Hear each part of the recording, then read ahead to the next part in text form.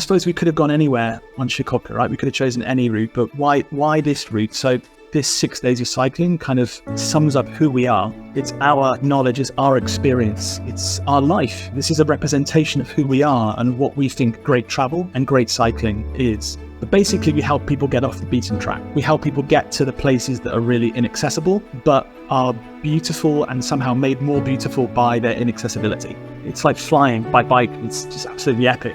Let me give you a bit of information about what we're going to talk about today.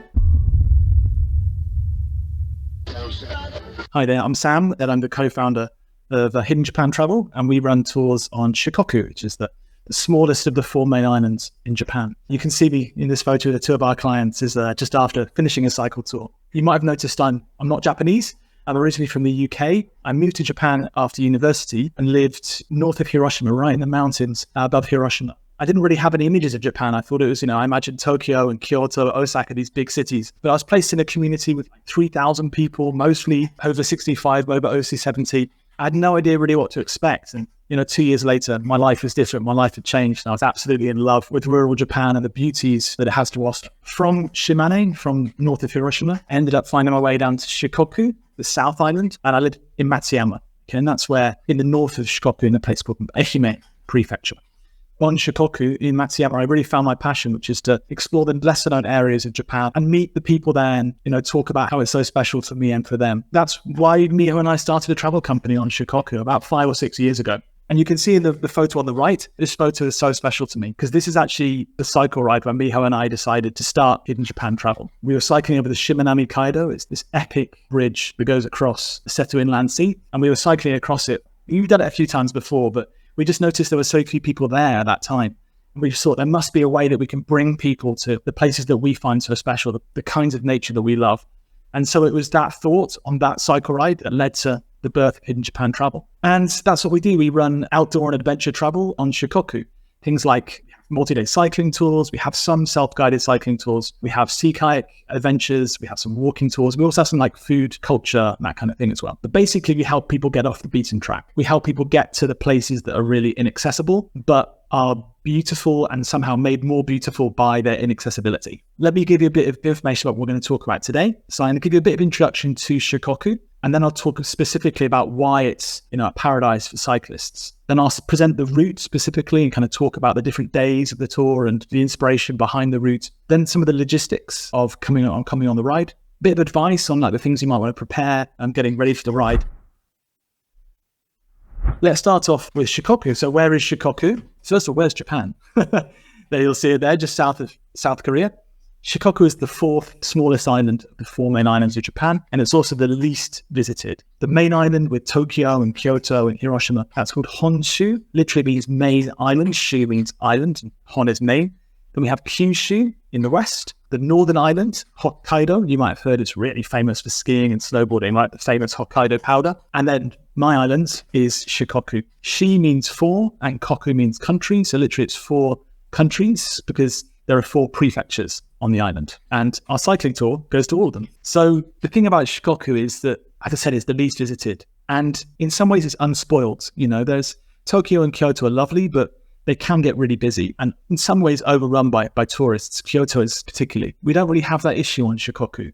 Yeah, it's getting more popular and there's a reason that it should get more popular, but there's also so many areas that you can discover and really have that sense of exploration. We have wonderful nature and culture. And I'd like to talk a little bit about, why I think Shikoku is a fantastic place to visit. Shikoku, we have unspoiled mountains. We have the highest mountain in Western Japan. It's called Ishizuchi. Sits in the middle of Shikoku, and then we have the Shikoku mountain ranges, which kind of form a band around the middle of the island. And that means for us cyclists, there are loads of epic climbs. There's also great hiking and walking, but there are some fantastic routes. We have hidden valleys and gorges with kind of epic history. You can see this vine bridge stretches across one of the valleys. This is called the Kazurabashi. It's in the Iya Valley we go to on our cycle route. And this was initially built in the 12th century by the Heike warriors. And they built this bridge so they could run across it, cut it from the other side, and the ensuing enemy wouldn't be able to come across the canyon. Absolutely stunning. So we have the Pacific Ocean in the south, brilliant surfing. And the north, we have something called the Seto Inland Sea. It's a bit like the Japanese Mediterranean Sea. Used to be occupied, I suppose, by pirates and the maritime clans that used to charge taxes to people who were coming through it.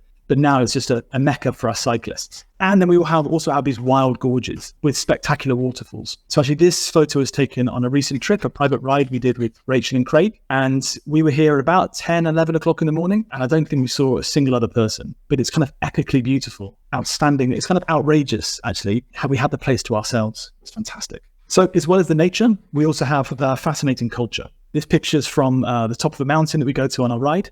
In Japan, there are 12 what are called original castles built before 1850, and 3 of those 12 castles are on Shikoku. So it's a place that really has kind of this sense of history and tradition. You can see here, Kochi Castle. This is again from our ride. And we also have one of the great pilgrimages of the world. You might have heard of the Camino in Spain, the Camino de Santiago de Compostela. It's a journey to Santiago, right? Or the pilgrimage to Mecca. Whereas on Shikoku, we have the 88 temple pilgrimage. And the great thing about this pilgrimage is it's a Buddhist journey that you finish at the same place that you start. So you start at temple number 1 and you finish at temple number 1, having walked for about 40 days normally. The only thing that's different is kind of your perspective on the world, right? The views are the same, but you're forever changed by the travel, by the journey. Last but certainly not least, we have exceptional food. I'm not going to talk about food straight away because I think if I start talking about sushi and sashimi and stuff, we'll all get hungry. So I'm going to leave the food to the end, but I promise you there'll be some gorgeous photos of local cuisine. As well as being a great place to visit in general, Shikoku is a cycling paradise. And there are a bunch of reasons for that. So we have really good quality roads, really good tarmac. For some of the roads, there are very few cars on them, but they're well maintained, and it means you're not going to, fall into a pothole. You're not going to run into a pothole when you're going up the mountain. You actually can have confidence that the surface is good enough so you can lift your head up and enjoy the views rather than always having to stare down and dodge stones, dodge, holes and stuff, which makes a real difference actually when we're on the bike, right? We also have quiet back roads. We do go on some main roads as well, and it's kind of unavoidable, but we spend most of the time on these quiet back roads. I think one of our guests recently in a review said it was like 80 to 85, 90% of the time we're on these quiet back roads. And actually there's a great story about this road that I'll tell you a bit later on, my favorite road. We also have one of the national cycling routes. There are 6 cycling routes in Japan. We have one of them on Shikoku. It's called the Shimanami Kaido. I don't know if you've heard of that. If you're into cycling, maybe you've heard of it. It's kind of internationally famous. It's a series of 6 bridges which go across islands and stretch about 70 kilometers. And that is, you go across a bridge, down onto the island, up onto the bridge, down onto the next island. So it's essentially island hopping by bike. And the views, outrageous, absolutely spectacular. You can see an example here from the last bridge. So this is the Shimanami Kaido. And we also, cyclists, right? We love climbing. We have kind of every climb you can imagine. If you're after something that's a bit gentle, just a nice warm up, we have those climbs.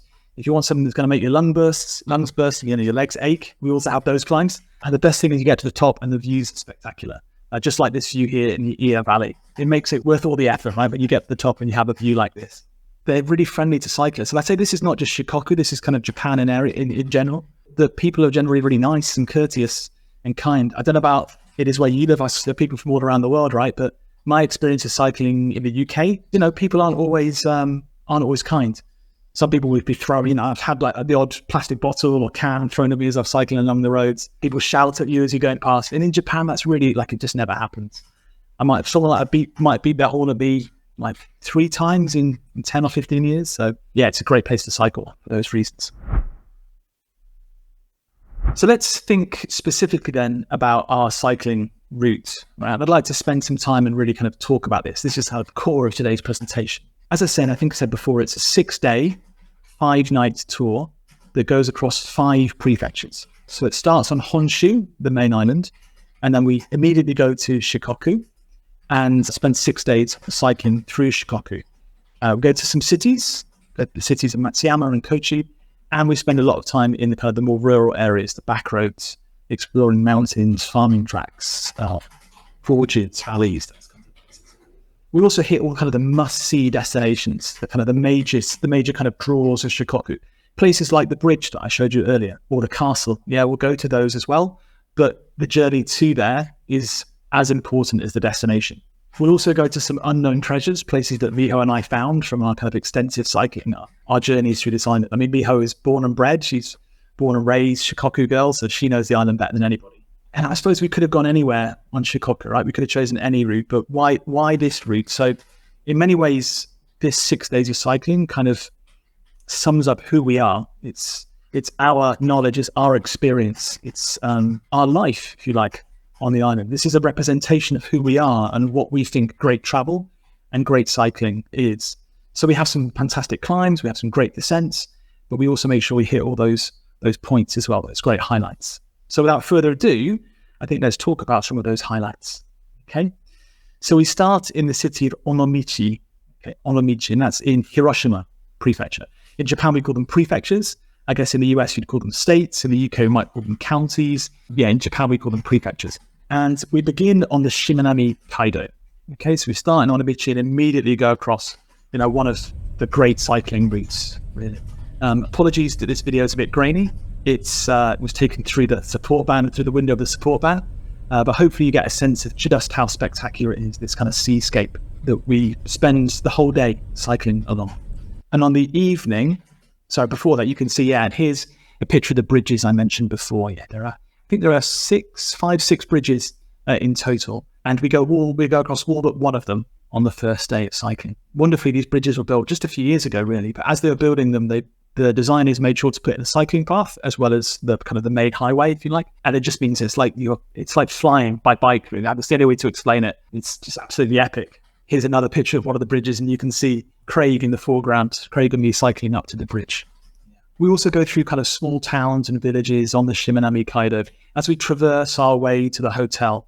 And on that first night, we'll be staying in a family-run, what's called a minshuku. A minshuku is like a family-run traditional Japanese inn that serves local food. It's run by locals. The lady who runs it was born on that island. She spent her whole life on the island and just loves nothing better than showing people her island. Also has a hot spring in the hotel.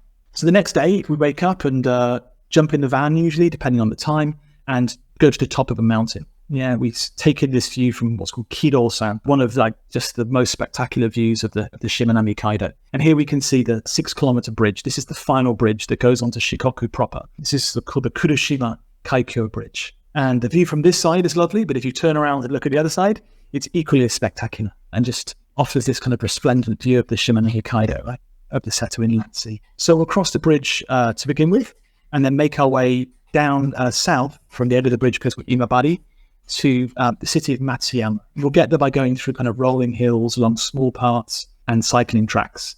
Hopefully, if you come during rice planting season, when the rice harvest is almost ready, this is September, it's a fantastic time to be there. Really lovely views. And then we make our way into the city of Matsuyama, again through back roads, and we arrive at the hotel, which is in a hot spring area. There's one really famous hot spring area in Matsuyama called Dogo. I don't know if anyone's been there, but Dogo Hot Spring is known as the oldest hot spring in Japan. And here you can see what the building looks like. And the hotel you stay on, and this night is a modern hotel, but it's right next to this onsen. So in the evening, we walk around this kind of onsen. Onsen means hot spring in Japan, in Japanese. So you walk around this hot spring area and kind of take in the atmosphere. The next day, it's a good day on the bike. So I should say that the first day is about 65k on the bike, a couple of hills. Second day is again about 65k. Third day is a bit longer, about 70k, and we have one nice climb. It's just the first day of kind of climbing.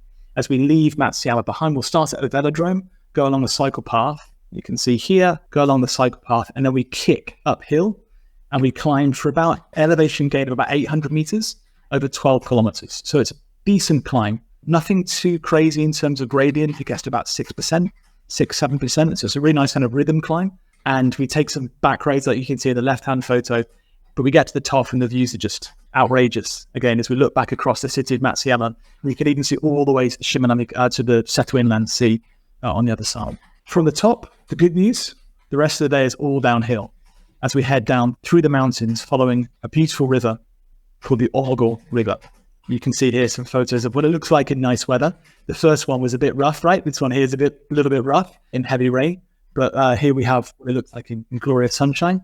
And this river is really famous for this kind of deep green, or kind of, when it gets a bit shallow, this kind of azure blue. So yeah, that day we have about 70 kilometers of cycling. And as I said, it's a really nice day. One really nice climb. Then we'll be staying at a hotel at the base of a really wild remote gorge. It's a really lovely onsen hotel. In the morning of day 4, wake up and go for a walk into the gorge. About an hour, usually an hour hike up into the gorge. And we'll just be following rivers that look like this. Unfortunately, we can't swim because the waters are kind of sacred, they're spiritual. And so, no one's allowed to swim in them. But just looking at them is kind of enough. Yeah, it's spectacular. And then we leave the waters behind, we leave the gorge behind, and we again cycle downhill. Day 4 is actually all downhill. It's about 60k, and we end up in Kochi city. But as I said, there are absolutely no climbs on day 4. Kind of active rest day, I suppose you could describe it. Following these small roads, again, if it's rice season, have the rice to our left. Sometimes we have the river to our right. We cycle along across one of these bridges. I think you can just make out there are people in the middle of it. It's kind of a long way away, right? This is a thing called a chinkabashi. This is one of the highlights of this day. A chinkabashi is a submersible bridge. So they had a problem way back in the day that these bridges kept on collapsing when the waters got too heavy. They're being destroyed. So they came up with this really neat solution of just getting rid of all the railings and making them strong but submersible. So when the river comes up, you just can't cross. If the river goes down, it's totally fine. They're really nice. Yeah, they're really interesting to cross.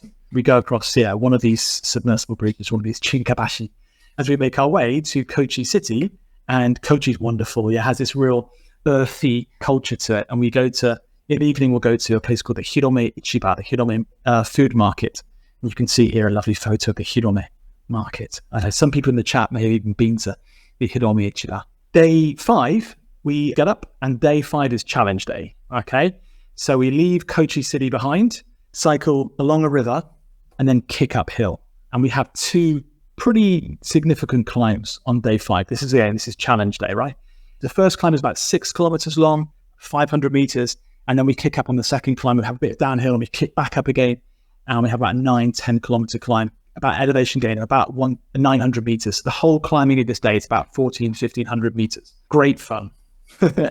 And here you can see some examples of the kinds of roads we take. You can see these kind of narrow back roads we take up the climbs. And actually, the one on the right, I told you I was going to tell you a story about this, right? So this road, Miho and I searched for days to find, weeks actually, to find this road. There's one big road that leads out of Kochi. And we just wanted to avoid using this big road because, no one likes cycling next to trucks that are going past you, right? And dumper trucks and that kind of thing. So, we looked at, you look at Google Maps, you look at Ride with GPS, all of these other tools to try and find good roads. And then we just jumped on our bikes and we searched every road possible to get out of Kochi. And what would happen is we'd cycle up into the mountains, and then there would be, the forest would be overgrown and we couldn't cycle any farther. We go up somewhere and the cliffs had collapsed onto the road, so we couldn't go up. And finally, we found the one road that allowed us to cycle up the top of the hill, up the top of the mountain. And that's the road you can see on the right-hand side. And we couldn't be happier. It's absolutely epic. We go past this really rural kind of overgrown shrine on the way. It's something out of like a Studio Ghibli film. We just love it. And then we end that day at the Iya Valley with the gorges. The gorge with the Kazunabashi, the famous vine bridge. And you'll be seeing views like this, right, just out into the mountains. It makes those climbs all worthwhile. So that's day 5. Day 6, we leave the gorge behind. We leave Iya behind. There's about 80 kilometers on the bike. Day 6, the last day, one final climb, but day 6 is descent day. We have 2 epic descents. One as we leave the Iya Valley, and then we go uphill a bit and come down, and then we come down the other side and into the city of Kotohira. And Kotohira is known for having a mountainside shrine. Has these 700 steps that lead up to a shrine on the mountainside. And if you've got any power in your left in your legs, any strength left after 6 days of cycling, it's a wonderful end to the journey. So you can see here, we've got the descent.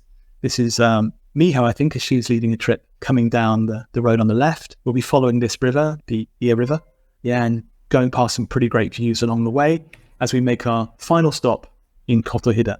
And we'll be waiting there with a glass of sake, a glass of beer to kampai 6 days of cycling. And then from there, after you've seen the shrine, after we've had lunch together, had a drink, some people want to stay and spend the night in Kotohira, and absolutely we can help arrange that.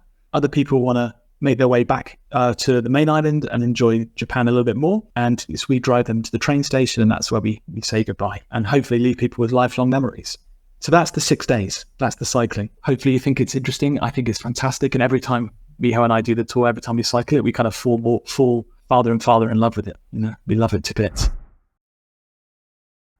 So in terms of accommodation, we have a mixture of traditional inns and modern Japanese hotels. I'm just going to show a couple of photos of the traditional inns. Here you can see one from the first night. This is the family-run Minshiku I mentioned earlier. And then this is from the last night. This is called an irodi.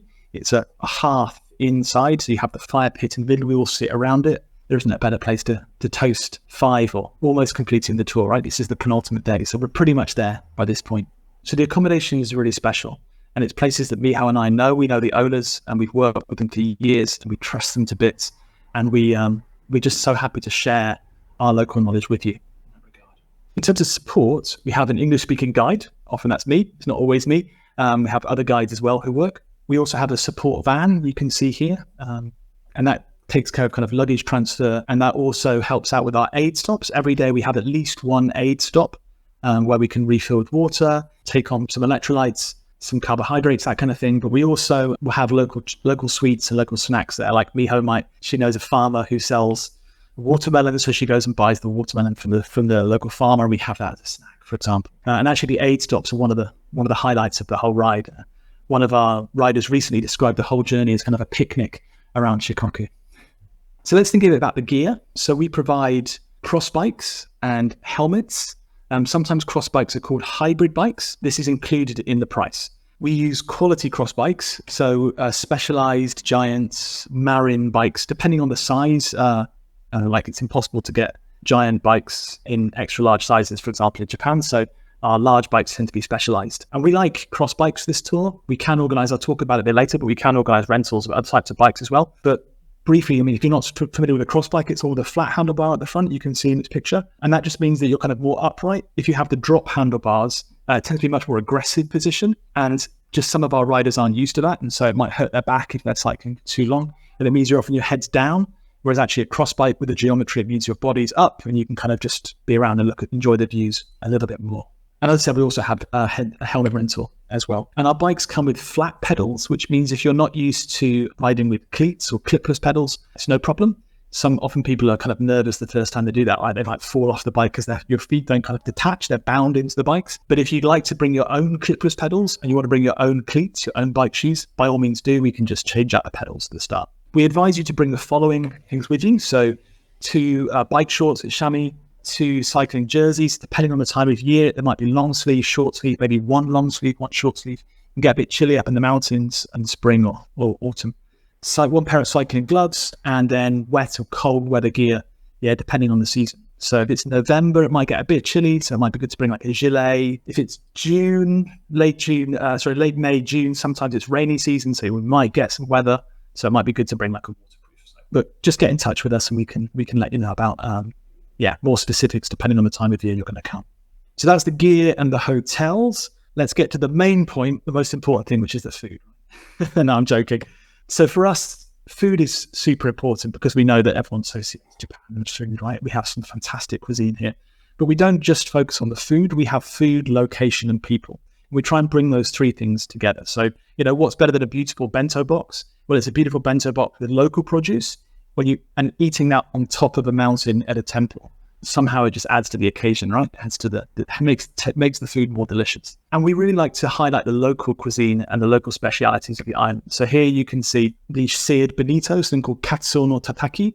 You can just make out in the photo on the left, maybe the guy's he's roasting, if you like, he's searing this bonito tuna over a fire of hay or straw.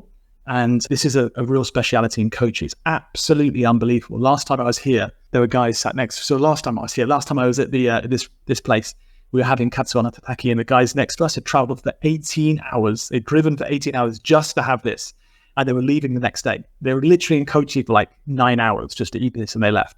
And they couldn't be happier with their decision to do that. I mean, for me, that sounds a bit crazy, but they loved it. And the Shimanami Kaido is really well known for fish. So in the north, from day one, I mean, the fish on Shikoku is absolutely spectacular, partly because the Seto Inland Sea in the north has really fast waters. I mean, some of the fastest waters in Japan. And that means the fish have to really try hard to swim against the current. And it just means they're really meaty and really flavorful. Here you can see sea bream, which is kind of the fish of the Shimanami Kaido. And the great thing about it is you're eating the fish that was caught about 100 meters from the hotel. It's all really local. You can also see on this photo some sea snails. Yeah, you can might just make that in the bottom. Now, I don't know what you guys think about sea snails. For me, they're a bit of a challenge. So, we like to get people out of their comfort zones a little bit. And even me, having lived in Japan for a long, long time, I'm pushed out of my comfort zone frequently as well, but worth trying, I promise you.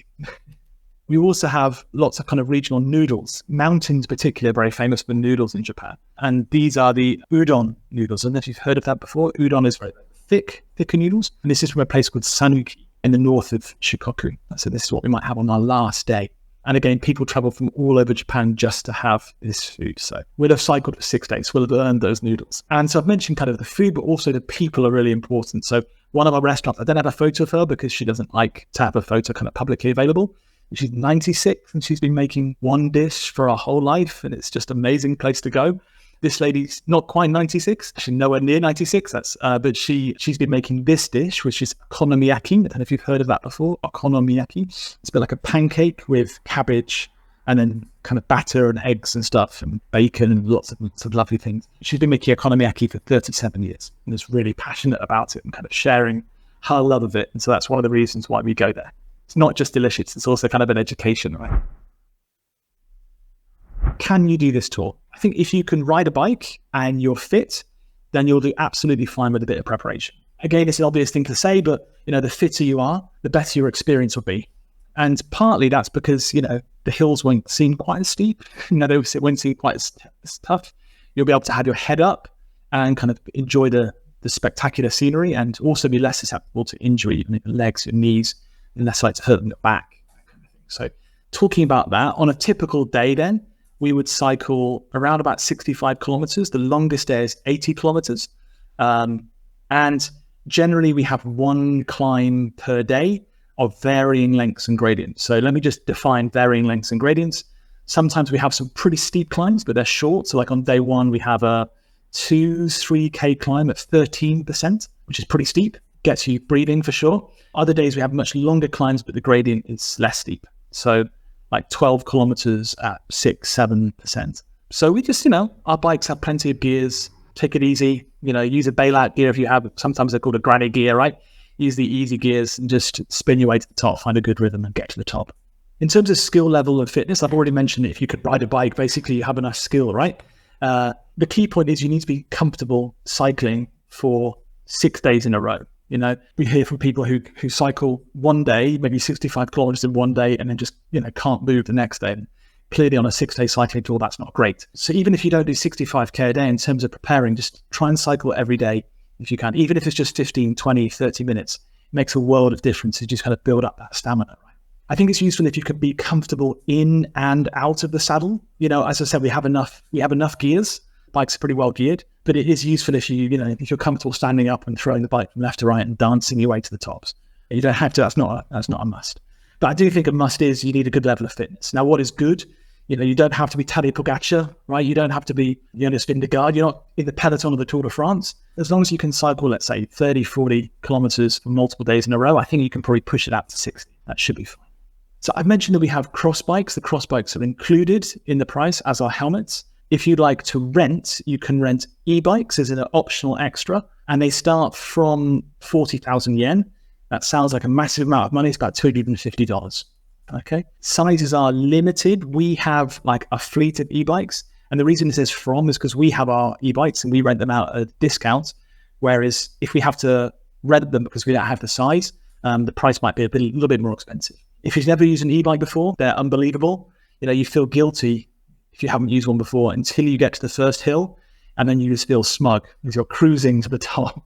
So e-bikes are a wonderful option, and actually many of our guests love using e-bikes. We can also hire road bikes for you. Again, there's an additional charge here, and the price of the road bike will depend on the grade. We use, where we start, there's a giant bike shop, there's a giant rental shop right next door, and they have premium carbon bikes like Ultegra group sets, carbon bikes, aluminium bikes.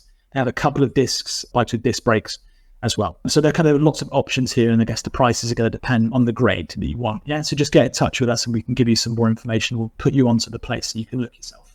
If you want to bring your own bike, that's absolutely possible. Yeah, I know people, particularly coming from the US, the air companies are pretty generous with their the weight allowance.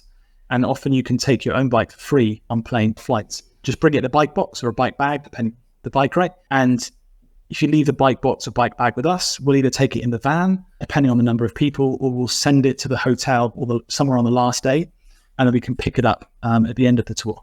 If you're coming from Europe, elsewhere in the world, there is a charge associated with bringing your own bike, but sometimes it's just, it's nice to know that there's a bike that fits you, right? And sometimes we're really comfortable with our own bike. So if you want to do that, it's absolutely possible. Group sizes are typically around, we'd like to have 4, 6, sometimes 8 people is fine, but we can handle groups of any size. So if you're at a cycling club, for example, you want to come in a group of 20, just get in touch. We can do it. Actually, there's one van and there's one big bus, and they've got rid of all the seats from the back of the bus in order to put bikes in the back, and we've always wanted to rent it. So we'd love to hear from you if you're a cycling club with 20 people.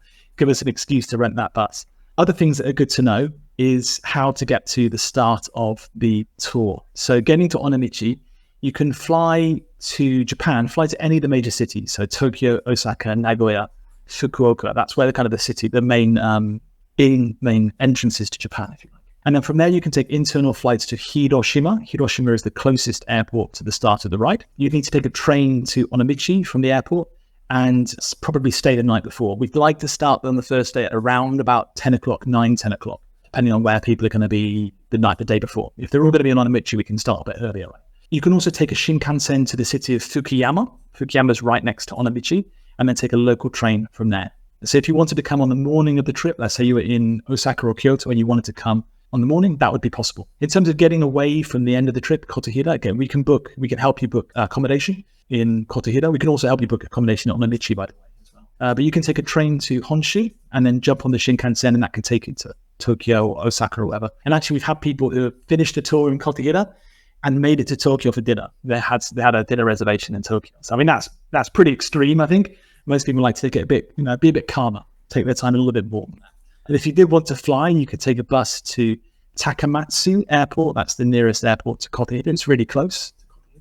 And then just jump on an internal flight, and that'll take you to Hokkaido, Okinawa, Tokyo, wherever you'd like to go. But just before I finish, I'd like to just leave you with some of the voices of our guests. And to us, they are our guests. They're not customers or clients. They're people who we feel privileged to share our home with, really. Here we have Travis and his lovely wife who came with us recently. But actually, this was their first trip together as a married couple. Absolute privilege to show them the island. And here we have slightly younger couple from Denver, Colorado. Carl and Rachel, again, on a private tour, did the 6-day cycle ride with us and just had the best time. I mean, when we get people from the Rockies, right, people from Colorado telling us that the mountains are pretty epic, we know we're onto something. From Craig and Nick, father and son out of the US. This is actually the first time the dad had left America for 35 years. Again, what a privilege for us, to him to trust us with his holiday, right, for that experience. The first time they traveled together as father and son. He sent us a message recently saying that he still thinks about this tour hourly, he said, and it still makes him smile when he does it. The wonderful thing about Shikoku for me is not just the roads, not just the cycling, and not just the nature and all those things, the culture. Basically, it's the people, right? And there's that lovely expression that comes from ancient Greece, which is buildings don't make a town, people make a town. And in some ways, the buildings in Shikoku are beautiful, but it's the people that make it so special for me. And one of the things that we strive to do in Japan, and one of the things that we do on this tour, is to introduce you to the people as well as the culture and the locations, to show you the people of the island who make it so special. And they bring it to life, right? They're the ones who help us make lifelong memories. So yeah, we'll hopefully see you on Shikoku.